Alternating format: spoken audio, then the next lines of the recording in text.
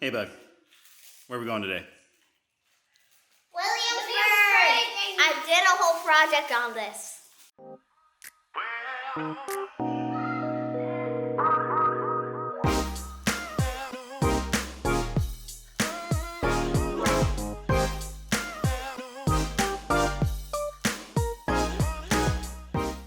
All right, girls, where are we today? Williamsburg, Colonial Williamsburg is that. Colonial Williamsburg is correct. That is Sophia. We believe that might be the governor's palace over there. Sophia, she's in the video. All right, we got Sophia as our guide. Yes, She's texting. Ready to check it out?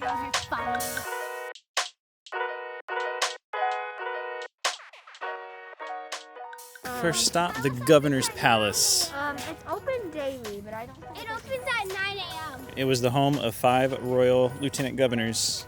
Which was, I believe, Lord Dunmore, George Lady Washington. Charlotte.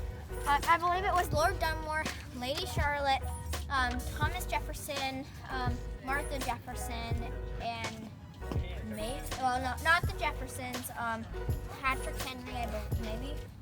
There's quite a lot. It's definitely the two royal governors, so it was definitely Lord Dunmore and Lady Charlotte. And then it was I don't know who else, but it's likely to be someone with that's like Patrick Henry. So it was destroyed by a fire in 1722? It was likely that the Lady Charlotte. Or no, I know- 1781. I know that Lady Charlotte Palace was complete and in Lord Dunmore 1722. did live there, but I'd have to say probably the other 3 would be someone like Patrick Henry.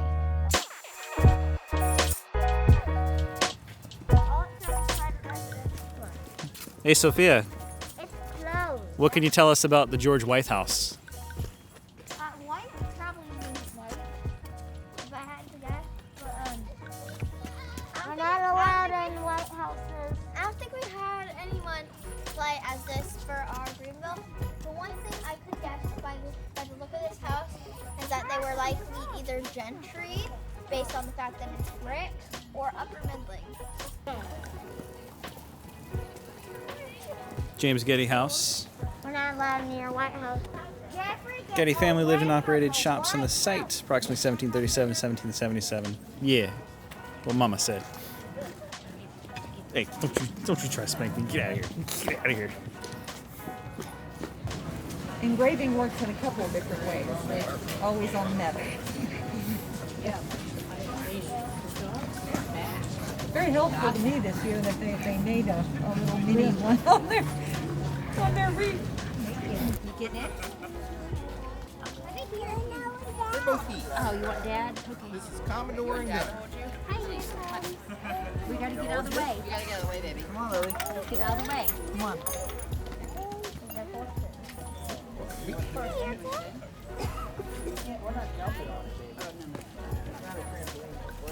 Goodbye. Hi. Hey, y'all have a wonderful day. Thank you, you too. All right, behind. We're going into you said the Weaver House, right?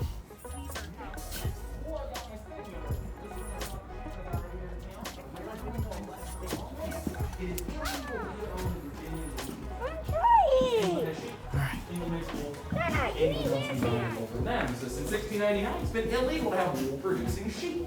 Now, admittedly, Americans are good at anything. We're good at smuggling. I'm not going to rat out who was the largest illegal wool flock in North America, but as an issue for GW, he's our first president. So remember when I said you're very happy that France hates anyone more than I do? Next 4th of July, fly a French flag next to the American flag, because I really need their stuff. All right, Madison, you're getting in the stockade. Do not touch, so I can't put her in the stuff. Aww. Fun fact, instead of using grout like we do today, they use broken seashells and mud for their grout. right now for a Okay. 10-minute For example, we are walking on seashells. Starting right now. Come on in. Well, let's Thanks for get in having there. Cell phone silence and masks on. Appreciate that. Thank you. It really helps that you're wearing your visitor's pass because then we know who to invite in. Enjoy your visit. So Thank you. You have your tickets and masks? We're going in right now.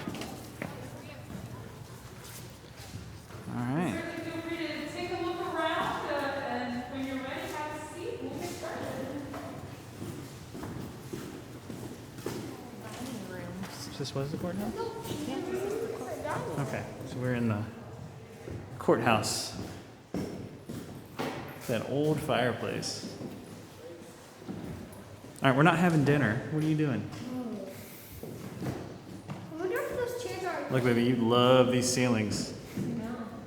Why do you love the ceilings? Because they're super tall. At the back, there's a hole in the bottom. So they would lift the gun up and place it on that iron pimple of the limber, and then the deck would have ammunition boxes on it, and then you see the poles over there, the gray poles, that would be attached to the front of the limber, and they would get your horses to that. So that's how you carried the gun from place to place until you got to where you wanted to shoot it. Then you would lift the gun off the limber, pull it. Madison, step on William the Lightfoot trappings, House. very fast. Nope, step on the trappings, very Inherited the property in fast. Step on the trappings. 1767. Step on the trappings. And this is the original house. This was not reconstructed. You step on the trappings, you wouldn't It's crazy.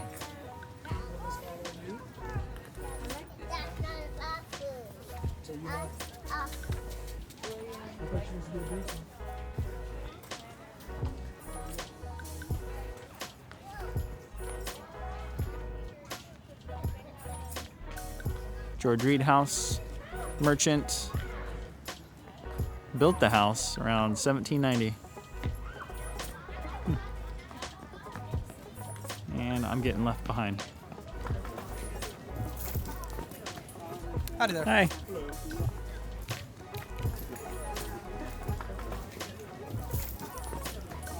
Howdy there. Hi.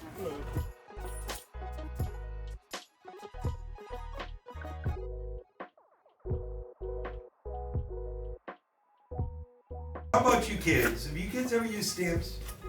Yeah. Alright, what's the first thing you have to do to get a stamp to work? Ink. There you go. That's what I'm going to do right now. What I'm doing is I'm using a tool called an ink ball. And you can see I've picked up a little bit of ink. Right? See that shiny line of ink? And as I beat these together, this is known as beating, by the way, done by a guy called the beater. Tools I'm using, ink balls. Why are they called ink balls? Well, what's it shaped like in my hand? A ball. It's covered in black sticky stuff called ink. There you go. That's why they're called ink balls. Right? In all reality, they're a pillow nailed to a stick. But calling it a pillow nailed to a stick doesn't sound as cool as calling it an ink ball. Right? So I beat these together. It's done by a guy called the beater. The beater beats. Yeah? And we have to ink our form. So this is what I'm doing right now, is adding ink. For every copy I do, the beater has to step in, ink the form. And then he steps out of the way, takes a look at what just came off of the press to make sure he's doing a good job. And then what's going to happen is the puller is going to add a sheet of paper as the beater is doing his task. My paper might have looked a little flexible and flimsy, and that's because it is. It's been moistened. And with a moist sheet of paper, I'm able to do this work. How about yourselves? You all have prying devices at your house? Sure. Yeah, you moisten your paper. Hmm? Ours Yours is broken? Oh no. I guess it's time for a new one. I guess Santa didn't bring the right toy. So anyway, here's the thing. So in your world, moist paper isn't going to work. My world, it has to happen.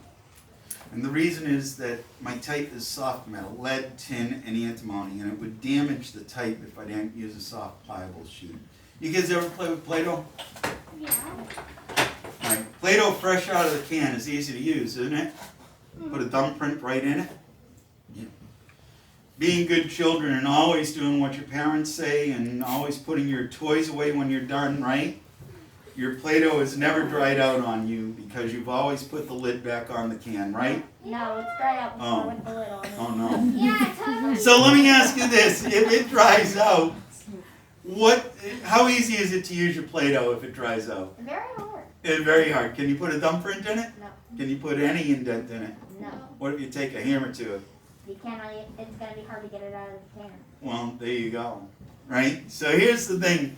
Like you with Play-Doh, Soft pliable sheet works great, but if I had a hard sheet in there, I would have to put so much pressure on the head of this press, I would damage all my type to make sure everything printed right. And that's one of the reasons we use that soft pliable sheet. Now what I'm doing is the job of the puller. Understand why I call him the puller, right? So, but see what happens with a block of wood. Remember I asked you if you've used the stamp. So what do we do with the palm of our hand on top of the stamp? We apply pressure, right? It's just like that type of whatever it's called. What's, I don't know what it's called. you don't know what it's called? Well, what do you think my industry might be called based on using the palm of your hand or the pressing action? So what do you think is a good name for my industry based on pressing? Any guess? Anybody want to help? We call this industry the... No, this is a printing press. What do we call the industry? I want to. Turn that up. The press room? How about just the press? Anybody ever hear me? The press? Freedom of the press? Power of the press? This is why. Because as I use that bar, I press down. This is why the industry is called the press. Whatever you do while you're here, do not, I repeat, do not overthink anything I ask of you. I'm not going to ask questions that you don't know the answer to. As long as you don't overthink, you'll get them right every time. Yeah. So don't overthink, right? So here we go. Now, how about you young ladies? Do you think you young ladies ever would have been given the opportunity to become printers? No. No? Because printers do the work these days. Well, here's a question for you then. I want you to go over to the other press, and you're going to see 2 pages of a newspaper. Those 2 newspaper pages, right, are printed by somebody with the name of Clementina Rhine. You think that's a real name? Orange peel? What do you think? And Clementina Rhine is a real name? In the 18th century, yes. Yeah, you think so? Well, then let me ask you another question. Does that sound like a masculine or a feminine name? Female. Female, yeah. But you just told me women aren't going to become printers. Well, technically, unless their husband dies. If their husband dies, and that's why Clementina Rhine becomes the public printer for the colony of Virginia.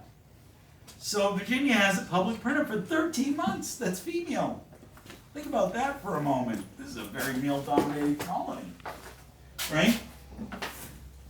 So what do you think happens after 13 months? Because she had to get voted in, and she does get voted in to be the public printer. So what happens after 13 months? So she stops printing. Any guess? What do you think? It's likely she either got a new husband or died. Yeah, she died. Fantastic. It was really hard for her to continue at that point, we found. Right? Yeah. So, where? Maybe. Wait. Where do you think? Possibly the canner. Because the canner, because they No. use leather for paper. No, that's not paper. That's parchment. Maybe from animals? 'Cause No, some- no, that's parchment. All right, are you overthinking? Yeah. Yeah, don't overthink. Yes. Huh? Trees? No, we get paper from Europe through English ports, so it's really coming from England. Don't overthink this stuff. My type is all manufactured where? Because nobody makes type in the colonies. So where do you think we buy our type from? Where? England. Great Britain, England, Scotland. Dutch type is found as well. How about this? This is wood and iron. We have wood and iron in America. Where do you think these are made? England. England. This is known as an English common press. I thought those things were And then China. how about the products for my ink? Where do you think the products of my ink come from? England. Great Britain. Somebody's starting to get this picture. So here's the thing. What I want you to consider is this. I need everything from Great Britain to lead you to war with who? England. Great Britain. Yeah? And it's going to take 10 short years. 3 non-importations, meaning 3 times we're going to convince you not to buy from Great Britain. Right? Yet I need everything from where to tell you not to buy from Great Britain? Great Britain. Yeah.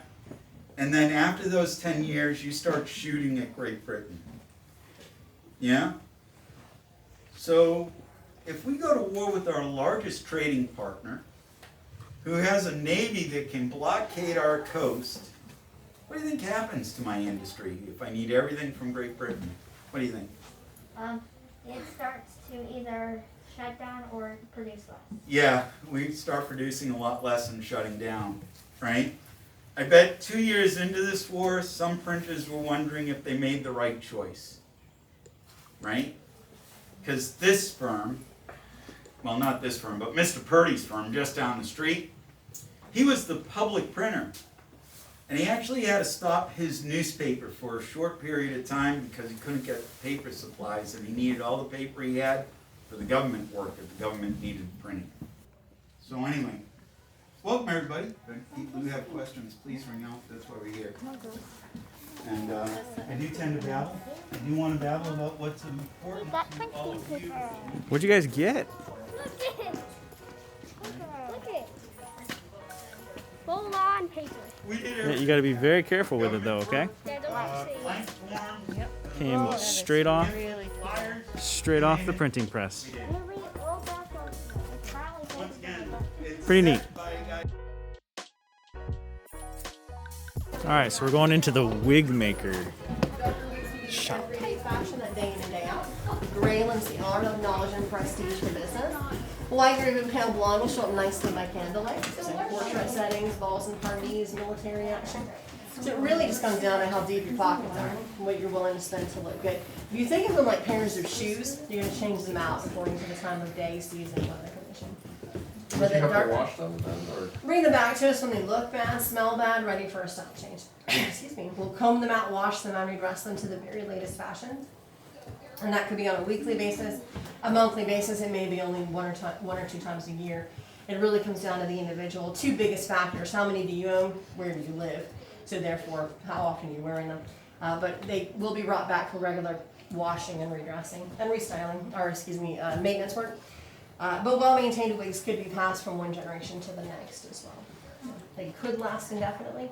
The darker wig being the everyday fashion, average cost about £2, 3 shillings, about a month of a working, skilled tradesman's wage. Same amount of money. I could go buy a half an acre of uncleared land on the outskirts of town, or I could buy a team of oxen for the same amount of money. So the vast majority of us, just have better things to spend our money on, right? Lots of better things we can spend our money on. So we're catering to people like Thomas Jefferson, Patrick Henry, the Byrds, the Lees, the Randolphs. One of the most major exceptions would be Washington himself. One of the wealthiest in town can absolutely afford to wear wigs. I never did. Washington wore his own dark hair styled on a day-to-day basis by his enslaved manservant William Lee, who would powder Washington's hair for things like portrait settings, balls and parties, and military action. It's a wheat starch or cornstarch based powder or flour applied to the outside of the hairstyle to alter it slightly so it shows up better by candlelight. Now, if you hear the expression powdered wig or powdered hair, I would hazard to say a good 98 to 98% of the time, 98 to 99% of the time. I'll get it out in a second. It's going to be white that we're referring to because we want to take a darker shade and lighten it. But that gets boring. Everyone else is doing it. You want to set yourself apart from even that crowd. So up here on the second shelf, we have jars of fantasy shades. We can do pink, blue, green, yellow, purple, orange. Match or contrast the color of the outfit instead. Not done often, but it is done on a rare occasion. And of course, that means there's nothing new about it. We've been doing it for centuries. But it's temporary, combed and washed out once that event is over. So as hairdressers, we can style your hair, adding attachments like the curls behind me, perhaps for the ladies, or perhaps the queue behind Benson for the gentlemen, or even on the back wall, the option of the wiglet, the half wig. The attachments matched and added would give the illusion of wig without the full expense of the wig, and then we style your hair instead, and also the barber. So we can take the fringe off the gentleman's face as easily as the hair off the head, shaving basin here on the table, and then 2 more up here on the top of the wall and on the shelf, the notch tucked under the chin so we can lather up the face and take the fringe off. Yes? Why is it that women always got short hair and men always got long? Well, ladies have long hair, but the difference is they're not letting their hair hang down about their shoulders. So their hair is always swept up off the shoulders. So the ladies' fashions tend to go up, while the gentlemen's fashions tend to hang down the back. Yeah. I did a reenactment in 4th grade, and I ended up being the Wig Maker. Oh, yeah. And I did read about the apprentice taking the hair and putting it in the kiln with sand to try and make it clump up easier, so that it's easier to put together. Right, absolutely. So especially in the case of horsehair, we're going to rub it through sand. What we're really doing is cleaning the hair to get rid of all of the debris and the nasty. Well, you know, and those are going to be really good sellers. I would hazard to say that in the 18th century that we're probably going to sell more attachments than we are full wigs. So that's pretty appropriate. That's good. You did a good job then.